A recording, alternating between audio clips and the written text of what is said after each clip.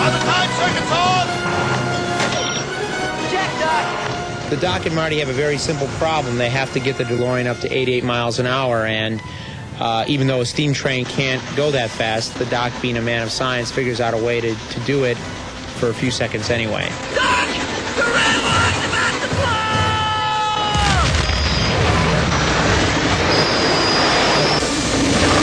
blow! Even though the train took quite a beating, there was a limit to what the filmmakers could do. Obviously, it's impossible to take a real 100-year-old antique steam train and throw it off a cliff, so we went to Industrial Light and Magic and had them build a miniature one for us, and we threw that one off the cliff. A team of special effects technicians painstakingly created a quarter-scale train. It's as small as we could make it, as the model, and still retain, all the scale of this explosion in the surrounding area, everything to look right. It's a nice, beautiful, expensive model sitting down there. Gorgeous thing, the model makers love it, and we're about to take it and fling it off this trestle and smash it to pieces. We've relieved the frame, the chassis, has strategic points that hopefully it'll crunch and bend just like it should. And it's all over in 2 seconds, and it was about a 2-month job to put together. The production crew used 6 cameras to capture every angle of the crash. And after one final safety check, everything was ready.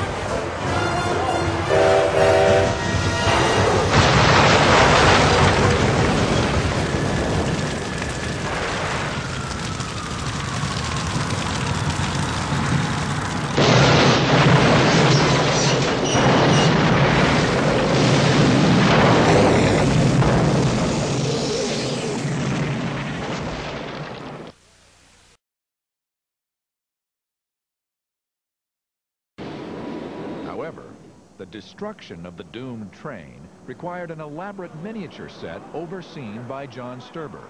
We had to actually go down and measure every square inch of the trains they had on first unit. And that's how we constructed our trains. We had to match completely, almost every square inch. Sturber's crew built 5 exact replica subway car models to be destroyed on a 120-foot length of miniature train track.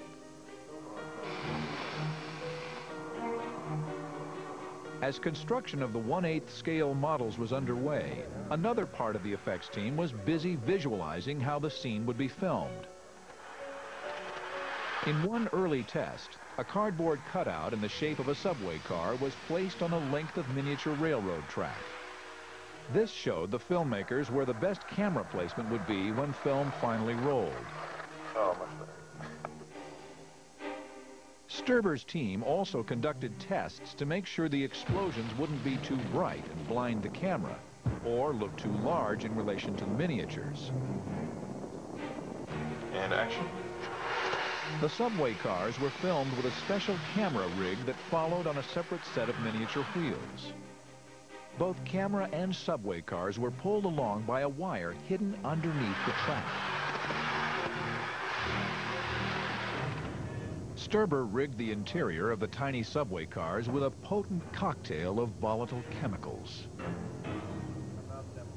We had gasoline. We had some special mixes that we kind of produce ourselves to give it some different colors, and it's very detailed explosions.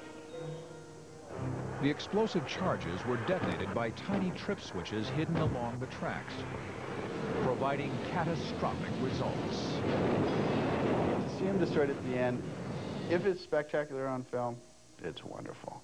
It's like building that huge sandcastle on the beach with all your buddies, and then at the end of the day, everybody jump on it and destroy it. It's that great feeling, especially if it's captured right on film. Subways weren't the only settings the filmmakers had to recreate to accomplish their scenes of death. And gone down into the subway, and he's on the subway trying to find the bomb. Go now, please! Go now! Go now! Well, we actually built our own subway station and a subway train. This building here is surrounded. I mean, do you think you're in a subway? Do we think we're in a subway, or do you know about the building outside this? We laid a working track probably about 1,500 feet. The station is about about 300 feet long, and of course the train runs out the door on both sides. We had to figure out how to make a subway car fly off the tracks and skid sideways down a platform.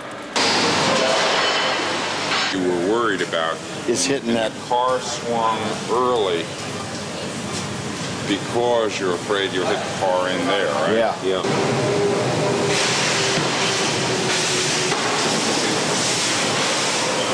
So you were pretty slow when the car got through, see? Yeah. Faster? Okay. So what do you think? Speed it up and do it. You're no longer going to have to act. It will be a save-your-life situation from this point forth. This train will now go 45 miles an hour all the way up to here. We've got another consideration on this, is we now have this train full of people, which is an additional amount of weight. I don't know how much he's going to be able to stop this train. We're going to do a test with it first, see how it feels to the driver, because he is actually putting the brakes on the train. Can I see it again? I want you all to be aware that not only can it come around this way and the whole act stops, maybe it won't. That's where we have explosion. It's where it's going. Yeah, I know. Oh, it looked fine. Yeah, it looked fine. Come on down here. So give me a grouping right in here of 4 people. Mix it up. Yeah. There's steam coming down there and here, and all the spark hits off these lights. All these lights. If some of this stuff comes off the ceiling, gets tangled up in your legs, and down you go, there's no way we can stop it.